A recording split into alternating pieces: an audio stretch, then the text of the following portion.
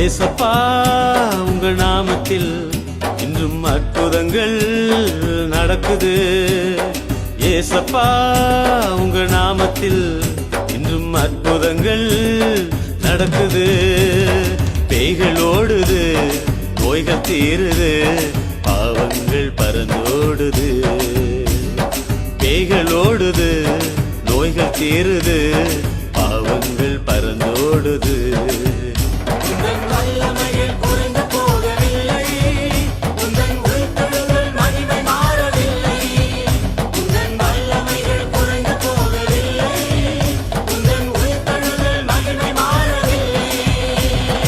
ஏசப்பா உங்க நாமத்தில் இன்றும் அற்புதங்கள் நடக்குது.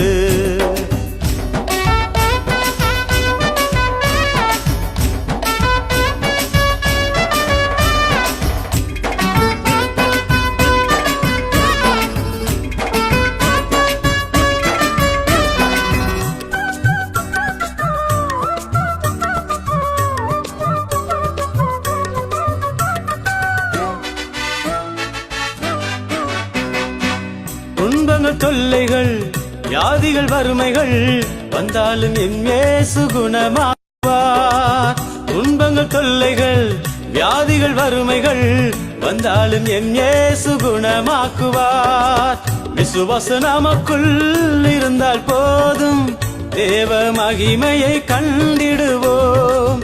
விசுவாசம் நமக்குள் இருந்தால் போதும், தேவ மகிமையை கண்டிடுவோம். உந்தன் வல்லமையில் குறைந்து போகவில்லை, உந்தன் உயிர்த்தெழுதல் மகிமை மாறவில்லை.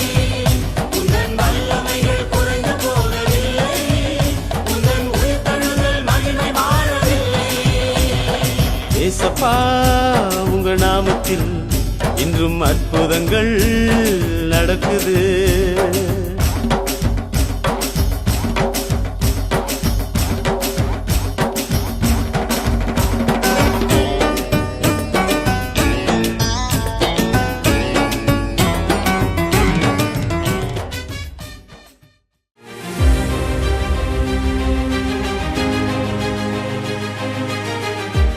ஒன்று ராஜாக்கள் 17:7. தேசத்தில் மழை பெய்யாதபடியினால் சில நாளுக்கு பின் அந்த ஆறு வற்றி போயிற்று.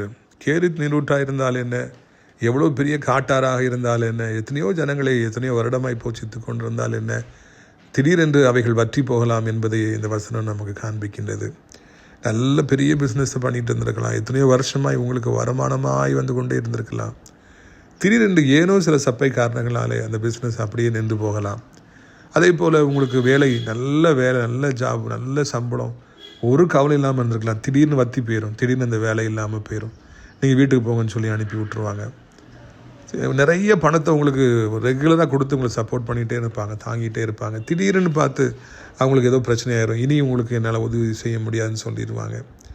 திடீர்னு வாசல் மூடப்பட்டு விட்டால் ஜனங்கள் நிலை குலைந்து போவார்கள். ஆனால் இங்கே எலியாவுக்கு அந்த ஆறு வற்றி போன பொழுது அடுத்த சாரி பார்த்து காத்திருந்தது, இன்னொரு பெண் காத்திருந்தால் உதவி செய்வதற்கு என்று நான் காண்கிறோம். தேவனுடைய பிள்ளைகளை, இயேசுவின் நாமத்தில் சொல்கிறேன், இப்போ இருக்கிற வாசல் மூடப்பட்டதுனால பயப்படாதீங்க. இன்னொரு வாசல் உங்களுக்கு ஆண்டவர் திறப்பார். ஒரு வாசல் மூடப்பட்டால் அடுத்த வாசலை கட்ட நிச்சயமாய் உங்களுக்கு திறப்பார். அந்த வாசல் பழைய வாசலை விட பல மடங்கு பெரிதாக இருக்கும். போன வேலையை விட இன்னொரு வேலையை ஆண்டவர் உங்களுக்கு தருவார். புதிய அந்த தரப்போகிற வேலை எத்தனையோ மடங்கு அதிக சம்பளம் உடையதாய், நிம்மதியானதாய், பீஸ்ஃபுல்லாக இருக்கும். ஆண்டவரை நோக்கி பாருங்கள், பயப்படாதீங்க. இது நெருக்கடியிலிருந்து சீக்கிரமாய் கர்த்தர் உங்களை வெளியே கொண்டு வருவார். கர்த்தர் உங்களை ஆசீர்வதிப்பாராக. ஆமென்.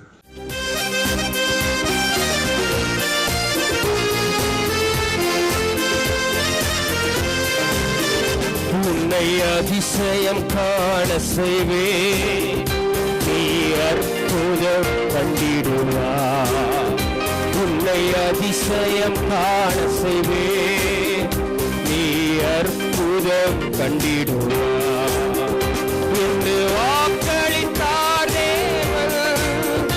இன்று நிறைவேற்ற வந்துவிட்டார் என்று வாக்களித்தார் தேவன்.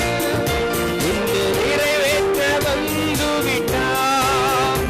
உன்னை அதிசயம் காண செய்வே, நீ அற்புதம் கண்டிடுவார். அதிசயம் காண செய்வேன். நீ அற்புதம் வழி திறக்கும் அதிசயம் நடந்திடுவே. செங்கடலும் பிளந்தே மாறிடுவே. வழி திறக்கும் அதிசயம் நடந்திடுவே. செங்கடலும் பிளந்தே மாறிடுவே. தடைகளெல்லாம் தகர்ந்தே போகுமே. இடர்களெல்லாம் இன்றே மறைந்திடுமே. தடைகளெல்லாம் தகர்ந்தே போகுமே. இடர்களெல்லாம் இன்றே மறைந்திடுமே.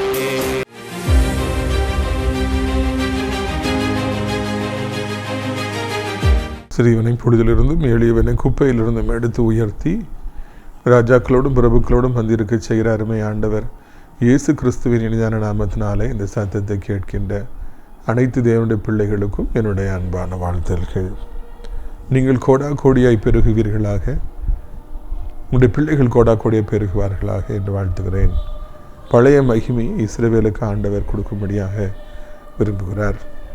நம்முடைய ஊழியத்திலும் கூட ஒரு நாளிலே நாசரேத்து வைத்து நடைபெறுகிற பொழுது 3000 பேர்கள் வந்தார்கள். அதன் பிறகு நாகர்கோவில் 1500 பேர்கள் வந்தார்கள். மார்த்தாண்டத்தில் 750 பேர் வந்தாங்க. இப்போ அது கொரோனா காலத்துக்கு அப்புறம் ரொம்ப குறைந்து விட்டது. அது பழைய மகிமை ஆண்டவர் நமக்கு தரும்படியாக விரும்புகிறார். அதை நோக்கி நாம் இப்பொழுது பிரயாணித்து கொண்டிருக்கின்றோம். பிரித்துக்குரியவர்கள் இந்த நாளில் எலியா செய்த 3வது அற்புதத்தை நாம் காண இருக்கின்றோம். அவர் மூலமாக ஆண்டவர் ஏற்கனவே செய்த 2 அதிசயங்களை அற்புதங்களை பார்த்தோம். தொடர்ச்சியாக நாம் காண்கின்றோம். இன்றைக்கு 3வது அற்புதத்தை பாருங்கள். 11:10 முதல். அப்படியே அவன் எழுந்து சாரிபாத்துக்கு போனான். அந்த பட்டணத்தின் ஒளிமுக வாசலுக்கு அவன் வந்த பொழுது அங்கே ஒரு விதவை விறகு பொறுக்கி கொண்டிருந்தாள். அவன் அவளை பார்த்து கூப்பிட்டு, நான் குடிக்கிற கொஞ்சம் தண்ணீர் பாத்திரத்தில் கொண்டு வா என்றான். கொண்டு வர அவள் போகிற பொழுது அவளை நோக்கி கூப்பிட்டு, கொஞ்சம் அப்பமும் உன் கையில் எனக்கு கொண்டு வா என்றார். பார்த்தீங்களா, ஆண்டவருடைய தாசன் கொஞ்ச நாளாக அவர் அந்த சாரி பார்த்து ஊருக்கு முன்னுக்குட்டி அவர் அந்த கேரு நீருட்டண்டையிலே ஒளிந்து கொண்டிருந்தார். ராஜாவுக்கு பயந்து இவர் மூலமாய் தான் பஞ்சம் வந்திருக்கிறது என்று தெரிந்தால் ராஜா விடுவாரா? கொண்டு போட்டுற மாட்டாரா?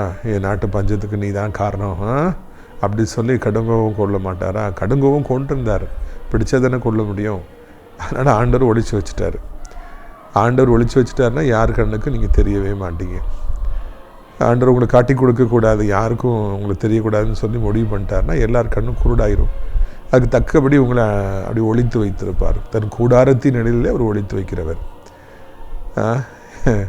இன்றைக்கி உங்கள் எதிரிகள் உங்களை தேடிகிட்டு இருக்கலாம், வியாதிகள் உங்களை தேடிகிட்டு இருக்கலாம், விபத்துகள் உங்களை தேடிகிட்டு இருக்கலாம், பொல்லாத மனிதர்கள் தேடிகிட்டு இருக்கலாம், ரவுடிகள் தேடிகிட்டு இருக்கலாம், யாரெல்லாமோ தேடலாம். ஆனால் ஆண்டவர் உங்களை ஒழிச்சு வைக்கணும்னு நினச்சிட்டாருன்னா யார் கண்ணையும் படவே மாட்டீங்க. உங்களை எப்படியாவது பிடிச்சிடும்னு நினைக்கிற எதிரிகள் கையில் கர்த்தர் உங்களை ஒப்பு கொடுக்க மாட்டார். அதுதான் நாம் இந்த 2வது அற்புதத்தில் பார்க்குறோம். ஒழித்திருக்கும் பொழுது கடைக்கு போக முடியாது, எல்லாம் எதுவும் செய்ய முடியாது. அதனால தான் ஆண்டவர் அந்த காகங்களை வச்சு அப்பமே இறைச்சியும் கொடுத்தார். குடிக்கிறதுக்கு தண்ணீர் கேருத் நீருட்டண்டையில் இருந்தது. அந்த கேருத் நீருட்டண்டையில் அவர் வச்சு தண்ணி குடிப்பா அப்படிங்கிறாரு. அப்பத்தையும் இறைச்சி காகத்தை வச்சு கொடுக்குறாரு. ஒரே நேரத்தில் 2 நல்ல காரியங்களை ஆண்டவர் செய்தார். அவருக்கு தண்ணீர் தேவை என்பதையும் ஆண்டவர் உணர்ந்திருந்தார். அவருக்கு சாப்பாடு தேவை, அதனால தான் அப்பமும் இறைச்சியும் அவர் கொடுத்தார். உங்களுடைய வாழ்க்கையில் என்ன தேவையோ அதை ஆண்டவர் அறிந்திருக்கிறார் என்பதை இதன் மூலமாக நீங்கள் உணர்ந்து கொள்ளுங்கள். உங்களுக்கு தண்ணி தேவைன்னா கூட அதை ஆண்டவர் எப்படியாவது உங்களுக்கு கொடுப்பார். ஊழியத்துக்கு போகிற பாதையில் இந்த மாதிரி தண்ணி பாட்டில் வாங்கிக்கிறது வழக்கம். அங்கே சென்னையில் ஊழியம் நடக்கும்போது சகரமங்கல் ராஜ் சவர கண்மணி சாலமன் போன்றவரெல்லாம் கேட்குறதுக்கு முன்னாடி தண்ணி பாட்டில் வாங்கி வச்சுருப்பாங்க. ஏன்னா தண்ணி தேவை என்பதை ஆண்டவர் அறிந்திருக்கிறார், தன்னுடைய பிள்ளைகள் மூலமாக கொடுக்குறார். சாப்பாடு தேவைன்னா அதை ஆண்டவர் தருகிறார். நம்ம தேவைகளை அவர் அறிந்திருக்கிறார் என்பது ஒரு மிக நல்ல காரியமாக நமக்கு தெரிகிறது. நிறைய பேருக்கு அவங்களுக்கு எல்லாம் இருக்கும், நேசிப்பாங்க, ஆனால் அவங்களுக்கு இது தேவைங்கிறது புரிந்து கொள்ளுகிற பக்குவம் அவர்களுக்கு இருக்காது. அவங்க கையில் கோடி கோடியாக பணம் இருக்கும். ஊழியக்காரர் வந்திருக்காரு, சொந்தக்காரங்க வந்திருக்காங்க, ஃப்ரெண்டு வந்திருக்காங்க, அவங்களுக்கு வேலை இல்லை, அவங்களுக்கு வருமானம் கிடையாது, நம்ம கொடுத்தா தான் அவங்க சாப்பிட முடியும், நம்ம கொடுத்தா தானே அவங்களுக்கு ஏதாவது கிடைக்கும் அப்படிங்கிறது அவங்களுக்கு தெரியாது. கொடுக்கக்கூடாதுன்றல்ல, அந்த அறிவு அவர்களுக்கு கிடையாது. நிறைய மனிதர்களுக்கு, நம்மோடு கூட இருப்பவர்களுக்கு நம்மை நேசித்தாலும் நம்முடைய தேவைகள் தெரியாது, நம்முடைய கஷ்டங்கள் அவர்களுக்கு புரியாது, நம்முடைய கண்ணீர்கள் அவர்களுக்கு புரியாது, நம்முடைய வேதனைகள் அவர்களுக்கு தெரியாது. ஏனென்றால் அவர்களுக்கு அவ்வளவுதான் அறிவோ என்னன்னு சொல்லி தெரியல. ஆனால் ஆண்டவருக்கு நம்முடைய உள்ளத்தின் கதறுதல்கள் தெரியும், நம்முடைய தேவைகள் தெரியும். தேவையின் நிமித்தமாக நான் எப்படி நெருக்கப்படுகிறோம் என்பதெல்லாம் நம்முடைய ஆண்டவருக்கு தெரியும். அதாங்க ஆண்டவர். அது ஆண்டவர், உங்களை புரிந்து கொள்கிற ஆண்டவர். உங்களுடைய உள்ளத்தில் என்ன உணர்வுகள் வந்தாலும், எவ்வளவு கதறல் இருந்தாலும், ஏக்கங்கள் இருந்தாலும், வேதனைகள் இருந்தாலும் அதை உடனே புரிஞ்சுக்கிறாரு. இந்த இடத்துக்கு வந்திருக்கான் என் மகன், யாரும் இல்லை, யாரையாவது ஆண்டவர் அனுப்புவார். கையில் காசு இல்லை, தடுமாறுறான், உடனே யாரையாவது அனுப்பி உங்கள் தேவையை ஆண்டவர் அதிசயமாக சந்திப்பார். எலியாவுக்கு தண்ணீரும் தேவை, அப்பமும் தேவை, இறைச்சியும் தேவை என்பதை அறிந்திருந்தார். அதை அவர் கொடுக்கவும் செய்தார். ஒன்று நம்மை புரிந்து கொள்ளுகிறார், அறிந்து கொள்ளுகிறார். இஸ்ரவேல் ஜனங்கள் எகிப்திலே விட்ட பெருமூச்சை ஆண்டவர் கேட்டார் என்று நாம் பார்க்கிறோம். அவருடைய வேதனைகளை அவர் கண்டார், மனதுருகினார் என்று பார்க்கிறோம். அது பிறகுதான் அவர் விடுவிக்கவும் செய்தார். அது போலவே உங்களுடைய கண்ணீரை அறிகிற கர்த்தர், உங்கள் தேவைகளை அறிகிற கர்த்தர் உங்களுக்கு கொடுக்கவும் செய்வார். இந்த உலகத்து ஜனங்கள் கொடுப்பாங்களா? கொடுக்கலாம், ஒரு சிலர் கொடுக்கலாம், நல்ல உள்ளம் கொண்டவங்க கொடுக்கலாம், ஒரு அளவுக்கு தான் கொடுக்க முடியும். அதுக்கு மேலே அவரால் யாராலையுமே கொடுக்க முடியாது. நம்முடைய வாழ்க்கையில் எல்லாத்தையும் நமக்கு தரணும்னா ஒரே ஒரு நபர் உண்டு, அவர் தான் இயேசு கிறிஸ்து. உலகத்து மக்கள் உங்களை கண்டு மனம் இறங்கலாம், துடிக்கலாம், அவங்களுக்கு கொடுக்கணும்னு நினைக்கலாம். நம்ம ஊழியத்துக்கு நிறைய பேர் கொடுக்கணும்னு நினைக்கிறாங்க. ஆனால் அதில் பெரும்பான்மையான மக்கள் ஏழை மக்கள், அவங்களுக்கு சாப்பாட்டுக்கு வழி இல்லாமல் இருக்கிறாங்க. பிறகு எப்படி அவங்க கொடுக்க முடியும்? அது கொடுக்க முடியாதல்லவா? ஆனால் ஆண்டவருக்கு கொடுக்க வேண்டுகிற மனது இருக்கிற பொழுது அதை கொடுப்பதற்கும் தேவையான வல்லமை இருக்கிறது என்பதுதான் எலியாவுடைய இந்த வாழ்க்கையின் சரித்திரம் நமக்கு சொல்லிக் கொடுக்கின்றது. அவர் அப்பத்தையும் இறைச்சியும் கொடுத்து மகனை பலப்படுத்தி ஸ்ட்ராங்காக வச்சிருந்தார். தண்ணியை குடிச்சுக்கப்பா. பார்த்தீங்களா? ஒவ்வொரு நாளும் நடத்துவார். கர்த்தர் நித்தமும் உன்னை நடத்துவார். மகா வறட்சியான காலங்களில் உன் ஆத்துமாவை நினமுள்ளதாக்குவார். அந்த வசனங்கள் எல்லாம் ஒரு காலம் பொய்யாகி போகாது என்பதை நாம் புரிந்து கொள்ள வேண்டும். இங்கே இப்படி ஆண்டவர் அற்புதமாக நடத்துகிறார். ஆனால் அதில் ஒரு சோதனை வருது. என்ன சோதனைனா, இவர் தானே சொன்னார் மழையே பெய்யாது அப்படின்னு. மழை பெஞ்சாதுன்னா ஆறில் தண்ணி இருக்கும், மழையும் பெய்யலை, ஆறில் தண்ணீரும் இல்லை. பூமராங்க திரும்பி வருது, இவர் விட்ட ஆயுதம் இவர்கிட்டே திரும்பி வருது, தண்ணீர் இல்லை. இங்கே எப்படி இருக்க முடியும்? அப்பமும் இறைச்சியும் சாப்பிட்டுக்கும் போது விக்கல் வந்தால் இப்போ எங்கே போய் தண்ணி குடிக்க? என் மகனுக்கு ஆபத்து, தண்ணீர் இல்லை, அதனால் இனி அவனை வேறு இடத்துக்கு கொண்டு போகணும் அப்படிங்கிறது ஆண்டவர் உணர்றாரு. இல்லை, நான் கேட்குற கேள்வி என்னென்னா, தண்ணீர் குறையுதுங்கிறத எலியா பார்த்துட்டே வந்திருப்பார். ஐயோ குறையுத ஆண்டோட சொல்லி கொஞ்சம் மழை பெய்ய சொல்லிடுமா அப்படிலாம் அவர் யோசித்திருப்பார். ஆனால் அவர் கவலைப்படுவதை விட ஆண்டவர் கவலைப்பட்டார் என்பதுதான் இதில் நாம் கவனிக்க வேண்டிய காரியம். முடிகிற ஸ்டேஜ் வந்தவன போப்பா, இங்கிருந்து பெயர் நீ நடைய கேட்டு. Here this river or brook called Kerith is not a place for you. இங்கே நீ குடியிருக்க முடியாது. இங்கிருந்து அடுத்தாப்புல நீ சாரஃபாத்துங்கிற இடத்துக்கு நீ போ. ஆண்டவர் மைக்ரேட் பண்ண வைக்கிறார். அது வரைக்கும் அந்த இடத்துல ஒழிச்சு வச்சவர் இப்போ இன்னொரு இடத்துல கொண்டு போய் ஒழிச்சு வைக்கிறார். ஆண்டவர் தம் பிள்ளைகளை ஒழித்து வைப்பதில் கவனமாக இருக்கிறார். அங்கிருந்து இன்னொரு இடத்துக்கு போ அப்படின்னு சொல்றாரு. ஒரு இடம் மூடினவுடனே, ஒரு வாசல் மூடினவுடனே இன்னொரு இடத்துக்கு ஆண்டவர் கொண்டு போகிறார். இதை கேட்கிற தேவனுடைய பிள்ளைகளை, உங்களுடைய வாழ்க்கையில் ஒரு வாசல் அடைப்பட்டால் உடனே இன்னொரு வாசலை திறப்பார். கேரித் நீரூற்றண்டை மூடப்பட்டு விட்டது என்றால் சாரிபாத்துடைய வீடு காத்திருக்கிறது, உங்களுக்கு விதவையினுடைய வீடு காத்திருக்கிறது. ஒரு வேலை போச்சுன்னா ஆண்டவர் இன்னொரு வேலையை தருவார். ஒரு பிஸ்னஸ் போச்சுன்னா இன்னொரு பிஸ்னஸை தருவார். ஒருத்தர் ஹெல்ப் பண்ணிட்டு இருக்காங்க, அவங்க கை மடக்கப்பட்டு விட்டது என்றால் ஆண்டவர் இன்னொரு மூலமாக அந்த தேவைகளை சந்திப்பார். அதே போலவே பிரியத்துக்குரியவர்களே, உங்களுடைய வாழ்க்கையில் என்ன நெருக்கடிகள் வந்தாலும், என்ன கஷ்டங்கள் வந்தாலும் இல்லையா, என்ன வாசலை சாத்தா மூணாலும் நீங்கள் பயப்படாதீங்க. இன்னொரு இடத்துக்கு கர்த்தர் உங்களை நிச்சயமாக அழைத்து கொண்டு செல்வார். நீங்கள் இதில் ஒரு காரியத்தை கவனிக்கணும். சாரிபாத்துன்னு ஒரு ஊர் இருக்குது, அங்கே ஒரு விதவை இருக்கிறா, அங்கே தான் போய் ஆண்டவர் நம்ம தங்க வைக்க போகிறாருன்னு சொல்லி ஏதாவது தெரியுமா இல்லையாவுக்கு? தெரியவே தெரியாது. ஆண்டவர் தான் சொல்கிறார், நீ இந்த ஊருக்கு போ, அங்கே ஒரு விதவை இருக்கா, அவன் மூலமாக உன்னை போஷிப்பேன். நம்மளால் நம்ம எங்கே போகிறோங்கிறத கண்டுபிடிக்கவே முடியாது, தீர்மானிக்க முடியாது. நமக்கு நம்ம அறிவு ரொம்ப சொற்பமான ஒரு அறிவு. நமக்கு ஒரு குருவி மூளை தான். நமக்கு ஒன்றுமே யோசிக்க முடியாது. அது ஆபத்து நேரத்தில், இந்த மாதிரி வாசல்கள் அடைக்கப்பட்டிருக்கிற நேரத்தில், நெருக்கப்படுற காலங்களில் நம்ம அப்படி தவிச்சிக்கிட்டு இருப்போம். ஆண்டவர் தான் தெளிவாக சொல்லுவார், நீ போ, சாரிபாத்து ஊருக்கு போ, அவருக்கு தெரியும், அவர் பாதையை காமிப்பார். அவருக்கு வந்து எந்த நேரத்தில் எதை சொல்லணும், நம்மளை எங்கே போக வைக்கணும், எங்கே தங்க வைக்கணும், எப்படி நம்ம தேவையை சந்திக்கணும் எல்லாத்தையும் அறிஞ்சிருக்கிறார். கரெக்டாக அவர் அங்கே போகிறார், ட்ராவல் பண்ணி போகிறார். ரொம்ப நாள் அவர் அங்கே அந்த இடத்துல முதல் இடத்துல தங்கியிருந்தார். பாதெல்லாம் அவருக்கு எப்படி தெரிஞ்சுது அதெல்லாம் நமக்கு தெரியல. அங்கே சாஸ்திரிகளுக்கு நட்சத்திரம் வழிகாட்டியது போல் இவருக்கு யார் வழிகாட்டியிருப்பா? ஆண்டவருடைய ஆவியானவரே காட்டியிருப்பார். டேக் ரைட், டேக் லெஃப்ட், நேராக போ, கோ ஸ்ட்ரைட். இந்த மேப், கூகுள் மேப் நமக்கு காரில் வரும்போது காமிக்கல, அதே மாதிரி ஆண்டவர் அங்கே காண்பித்திருப்பார். கரெக்டாக அவர் அந்த ஊருக்கு வந்துடுறார், சாரிபாத் ஊருக்கு வந்துடுறார். நம்ம கால்கள் போயிட்டே இருக்குங்க, நம்ம கால்கள் நிற்காது, தடுமாறாது, நம்ம காலை தள்ளாட விட்டாத தெய்வம் நம்முடைய வாழ்க்கையில் எங்கே போகணும் அங்கே நம்மளை அவர் அழைச்சி போயிட்டே இருப்பார். கையை பிடிச்சி கூப்பிட்டு போயிட்டே இருப்பார். எலியாவான்ற கையை பிடிச்சி கூப்பிட்டு போய் சாரிபாத் ஊரில் கொண்டு போய் நிறுத்தினார். உங்களையும் கையை பிடிச்சி கொண்டு போய் எங்கே கொண்டு போய் நிறுத்தணுமோ, யார் முன்னால் கொண்டு போய் நிறுத்தணுமோ அங்கே கொண்டு போய் நிறுத்துவார். சில வருடங்களுக்கு முன்பு என்று ஆவிக்குரிய மகன் அமெரிக்காவிலேருந்து வந்து வீட்டில் ஒரு வாரமோ 10 நாளோ தங்கியிருந்தார். அப்படி நண்பர்கள் வந்திருந்தாங்க. இப்போ காலேஜில் எனக்கு முக்கியமான ஒரு டியூட்டி, அதனால் நான் போய்த்தாகணும். அதனால் நான் முதல்ல போயிட்டேன். ரெண்டாவது அவர்கள் ஃப்ளைட்டை பிடிக்கணும், அவர் தூத்துக்குடியில் போய் பிடிக்கணும், நாசிரியத்தில் தங்கியிருக்காங்க. அப்படி போகும்போது நினைக்கிறேன் அந்த டைமில் அவங்க அப்பா இறந்துட்டாங்க, அவசரமாக போகிறாங்க. ஃப்ளைட்டை பிடிக்கணும் 1 மணி நேரத்துக்கு முன்னாலே உள்ளே போகணும், அது தெரியும் தானே உங்களுக்கு. அப்போ இவங்க நாசிரியத்துலேருந்து போகிறாங்க, வழி தெரியாது. அப்போ இந்த கூகுள் மேப்லாம் கிடையாது. போகிற வழியில் அவங்க கேட்குறாங்க, தூத்துக்குடி ஏர்போர்ட்டுக்கு எப்படி போகணும் அப்படின்னு. ஒருத்தர் சொல்கிறார், நான் அந்த இடத்த தாண்டி போகிறேன், நானும் உங்க கூட வரேன் அப்படின்னு சொல்லிட்டு அவர் ஏறிக்கிறார். சரி, இவர் வழி காமிக்கிறாரு யார்ட்டுன்னு சொல்லிட்டு ஏற்றிக்கிறாங்க. அப்படி போங்க இப்படி போங்கன்னு சொல்லிட்டு அவர் போக வேண்டிய இடம் வேற ஒரு திசை, அதில் போய் அவர் இறங்கிட்டு இனி நீங்கள் கேட்டு போயிருங்கன்னு சொல்லிட்டு போயிட்டாராம். அது ஏர்போர்ட்டுக்கு சம்மந்தமே இல்லாத ஒரு இடம். இவங்க டேடி இறந்துருக்காங்க, அடக்கத்துக்கு சாயந்தரத்துக்கு போகணும். அவ்வளோ முக்கியமான காரியத்துக்கு அவங்க காரில் போயிட்டுருக்காங்க, ஃப்ளைட் அப்படிங்கிறதுக்கு போயிட்டுருக்காங்க.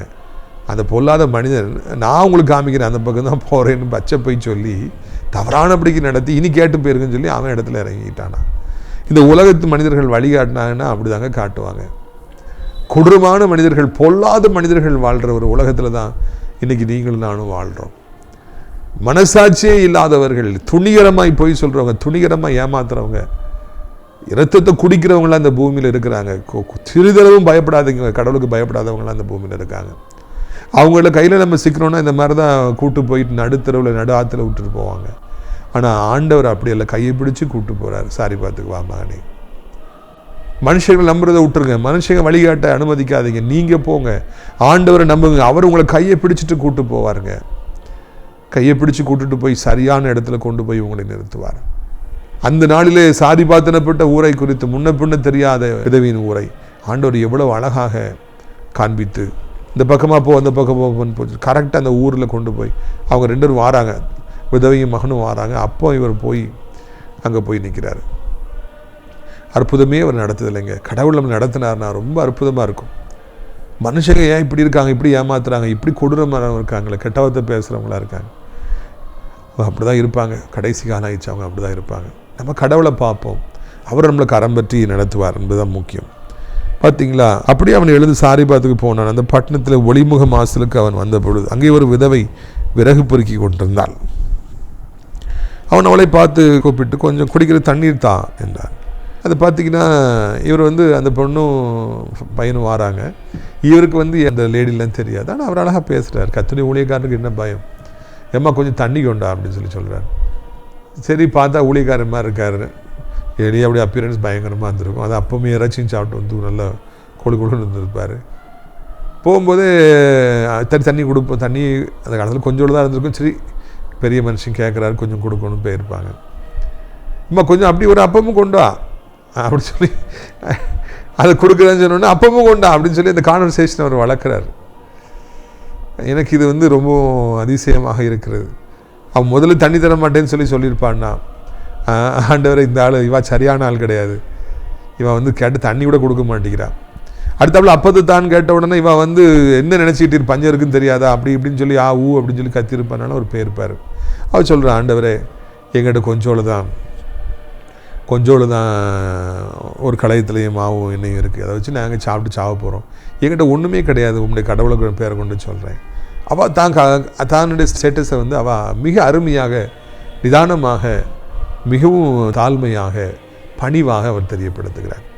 இந்த டெஸ்ட்டில் அவள் தோற்று போயிருப்பா அப்படின்னா அவர் அங்கேருந்து வேறு இடத்துக்கு போக முடியாது செஞ்சுருப்பார். ஒன்று, தண்ணி கேட்டவுடனே இருக்கிற கொஞ்சோட தண்ணி எடுத்து கொடுக்குறா ஆயத்தமாறா. இன்னொன்று, அவர் அப்பத்தை கேட்ட உடனே அதை பணிவாக இல்லை அப்படிங்கிறத வந்து அவர் சொல்கிறான்.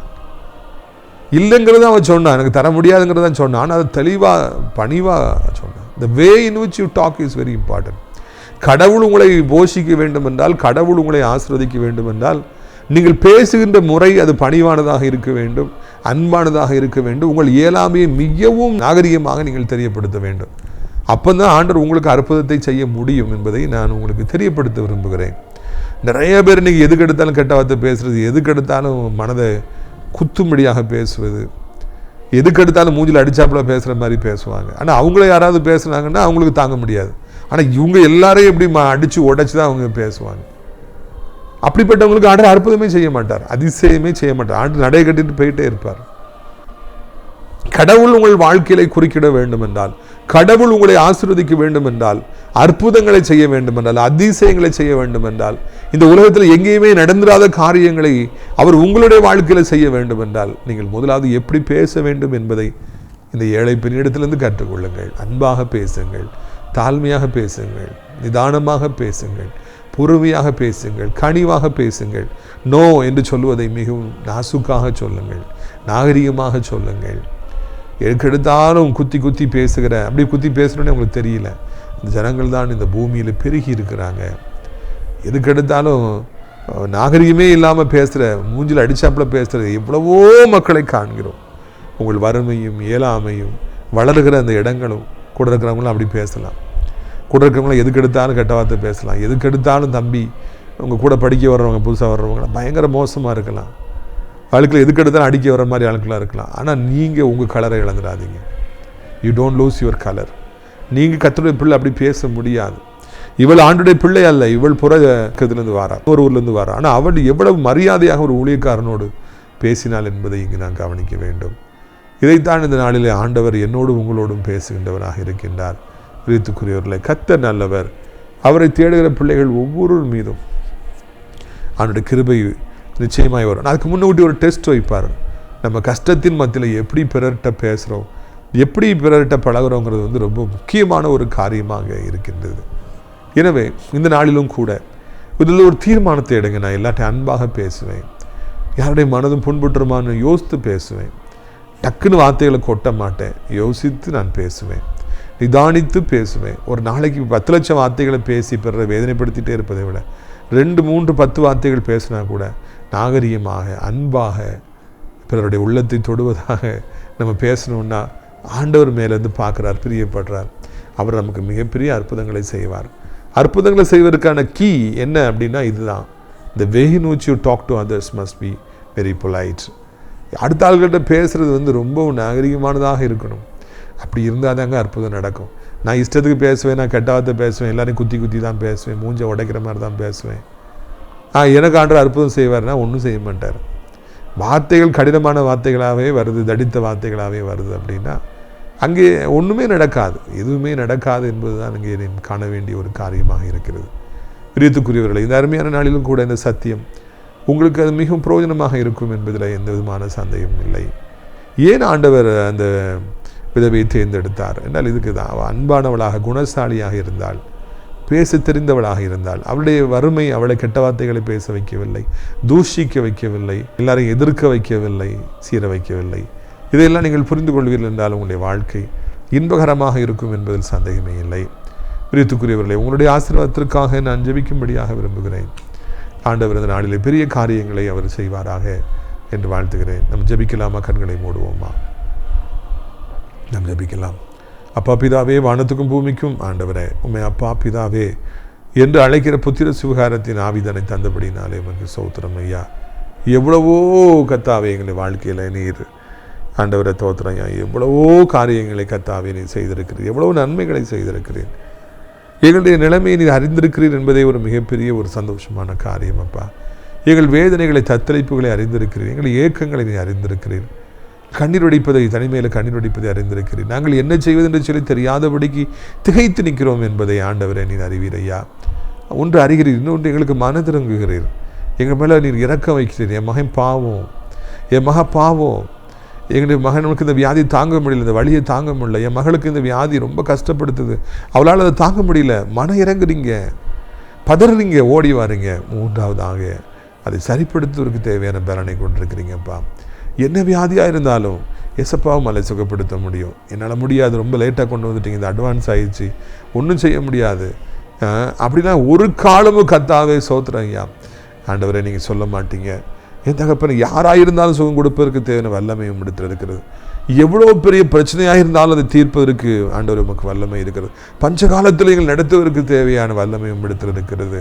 ஆண்டவரே நீர் வாரும், என் கத்தாவே நீர் வாரும், என் தேவனே நீர் வாரும், சர்வ வல்லவரே நீர் வாரும். ஆண்டவரே நீர் எங்களுக்கு போதுமானவர், ஆண்டவரே நீர் அதிசயமானவர், ஆண்டவரே நீர் ஆலோசனை கத்தர். அதற்காக உமக்கு நன்றி நன்றி நன்றி அப்பா. ஆண்டவரே இந்த அருமையான நாளிலும் கூட கர்த்தாவே உம்மை ஸ்தோத்திரிக்கிறோம். யாரெல்லாம் ஆண்டவரை நொறுங்கி போயிருக்கிறார்களோ, யாரெல்லாம் உடைக்கப்பட்டு போயிருக்கிறார்களோ, யாரெல்லாம் ஆண்டவரை தவிர கடினமான வார்த்தைகளை கேட்டு மன நொந்து போயிருக்கிறார்களோ, அவர்கள் ஒவ்வொருவருக்கும் கர்த்தாவே நீர் அற்புதத்தை செய்வீர், அதிசயத்தை செய்வீர். அதற்காக நன்றி ஐயா. உடைய பிள்ளைகள் வெட்கப்பட விடமாட்டீர், அதற்காக உமக்கு நன்றி ஐயா. கண்களில் வழியும் ஒவ்வொரு கண்ணீர் துளிகளையும் துடைப்பீராங்க. ஆண்டவரே அவனுக்கு என்னப்பா செய்யணும், என் மகளே உனக்கு என்ன செய்யணும் கேட்டவர்களுக்கு எல்லாவற்றையும் நீங்கள் செய்யுங்கப்பா. எவ்வளோ பெரிய வியாதியாக இருந்தால் இப்பொழுதே அது மறைவதை அவர் உணரணும், அந்த வழி அப்படியே நிற்பதை உணரணும். கர்த்தர் தன்னை தொடுவதையும் தனக்கு புது வாழ்வு தருவதையும் உணரணும். பலகீனமான பாண்டங்கள் பலமுள்ள பாண்டங்களாய் மாறணும். அதற்கு என்ன செய்வீரோ செய்வீராக. செய்வனைகள் ஏவர்கள் பிலிசோனில் பொல்லாத ஆவியினாலே பிரச்சனைகள் என்று கடினமான வாழ்க்கையில் மத்தியில் இருக்கிறவர்களுக்கு எப்படியாவது ஒரு அற்புதத்தை செய்யுங்க, எப்படியாவது ஒரு அதிசயத்தை செய்யுங்க ஐயா. ஆண்டவரை வியாதியே வேண்டாம், பொல்லாத ஆவி பக்கத்தில் வரவே வேண்டாம். ஆண்டவர் நாச மோசங்கள் நடக்க வேண்டாம். கர்த்தர் கிருபைக்குள்ளே ஒளித்து வைத்துக் கொள்ளும், இரக்கத்துக்குள்ளே ஒளித்து வைத்துக் கொள்ளும் என்று கெஞ்சுகிறோம். ஆண்டவரை இந்த அருமையான நாளிலும் கூட இயேசு கிறிஸ்துவின் நாமத்தினாலே எல்லா ஆண்டவர் சோத்திரம் ஐயா குடும்பத்திலும் சமாதானம் உண்டாகட்டும், கசப்புகள் நீங்கட்டும், சச்சரவுகள் நீங்கட்டும், பிள்ளைகளாலே வருகிற வேதனைகள். இதில் பிள்ளைகள் எவ்வளோ மோசமாக போயிட்டுருக்காங்க. ஆண்டவரை தாய் தகப்பன் எவ்வளோ கண்ணீர் வடிக்கிறாங்க. பிள்ளைகள் ரட்சிக்கப்படுவார்களாக, பிள்ளைகள் இயேசுக்காக அவர்கள் ஆண்டவரை தோத்திரம் எழும்புவார்களாக, பெற்ற தாய் தகப்பனுக்கு கீழ்ப்படிவார்களாக. கர்த்தருடைய நாமத்தில் ஆண்டவருடைய வாழ்க்கை சீரழிந்து போய்விடாதபடி போதையினாலே, கெட்ட நண்பர்களினாலே, கெட்ட வார்த்தைகளினாலே, கெட்ட பழக்கங்களினாலே அழிந்து விடாதபடி காத்துக்கொள்ளுங்க. மொபைல் ஃபோன் அடிமைகளை, பைக் அடிமைகளை, வேகமாக ஓட்டுறவங்களாம் கம்மியாக காப்பாற்றுங்க, பறிச்சிங்க. ஆண்டவர் அம்மா அப்பா விருப்பப்படி கர்த்தர் சித்தமான ஒரு துணையை ஆண்டவர் தேர்ந்தெடுக்க உதவி செய்யுங்க. வயதானவர்களை விழுந்து விடாதபடி, 2 எலும்புகள் முறிந்து விடாதபடி கர்த்தாவே நீங்கள் பாதுகாத்துக் கொள்ளுங்க. ஏசப்பா சோத்திரம் ஐயா. ஆண்டவரே இந்த நாட்டில் இருக்க எல்லாரையும் ஆசீர்வதிங்க. முக்கியமாக கர்த்தருடைய பிள்ளைகள், ஞாயிற்றுக்கிழமை ஆராதனைக்கு போகிறவங்க, பைபிளை கையில் வச்சுருக்கவங்க, வசனங்களை எழுதி போட்டிருக்கவங்க, அவருக்கு விசேஷித்த ஆசீர்வாதங்களை தாரும் தகப்பனே. முக்கியமாக நான் ஆசிரியர் திராட்சைப்பழ தோட்ட ஒளிகளை நேசிக்கிறேன். நம் நிகழ்ச்சிகளை நாள்தோறும் பார்க்கிற, அறிமுகப்படுத்துகிற, ஆண்டவர் நமக்காய் ஜெபிக்கிற, காணிக்கை கொடுக்கிற, தாங்கிற ஒவ்வொரு நல்ல உள்ளங்களை ஆசீர்வதிங்க. அடைக்கலான் கூறிய முதியோரிடத்தில் சேர அநேக இடங்கள் உண்டு, அநேக நிலைக்கு கொண்டு வாருங்க. இரட்சகர் இயேசுவின் மூலம் ஜெபிக்கிறோம் நல்ல பிதாவே, ஆமென். என் ஆத்துமாவை கர்த்தரை சோத்திரி, என் முழுவதுமே அவருடைய பரிசுத்த நாமத்தை சோத்திரி. என் ஆத்துமாவை கர்த்தரை சோத்திரி, அவர் செய்த சகல உபகாரங்களை ஒருபொழுதும் மறவாதே, ஆமென். இந்த கர்த்தராகிய இயேசு கிறிஸ்துவின் கிருபையும் பிதாவாகிய தேவனுடைய அன்பும் பரிசுத்த அந்யோன்யைக்கான பிரசன்னம் உங்கள் அனைவருடைய இன்றைக்கு காலங்களில் நிலைத்திருப்பதா. அல்லேலூயா, அல்லேலூயா. God bless you.